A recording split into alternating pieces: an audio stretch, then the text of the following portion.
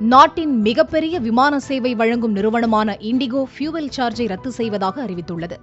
இதனால் பயண தொலைவுக்கு ஏற்ப 300 முதல் 1000 ரூபாய் வரை டிக்கெட் விலை குறையும் வாய்ப்பு ஏற்பட்டுள்ளது. இண்டிகோ விமான நிறுவனத்தை கடந்த ஆண்டு மட்டும் 78,76,000 பயணிகள் பயன்படுத்தியுள்ளனர். இந்தியாவின் உள்நாட்டு சந்தையில் 61.8% இந்த நிறுவனம் தக்க வைத்துள்ளது. கடந்த ஆண்டு அக்டோபர் மாதத்தில் விழாக்கால சீசனை முன்னிட்டு 4 மாதங்களுக்கு ஃபியூவல் சார்ஜ் அறிமுகப்படுத்தப்பட்டு கட்டணத்தோடு வசூலிக்கப்பட்டு வந்தது.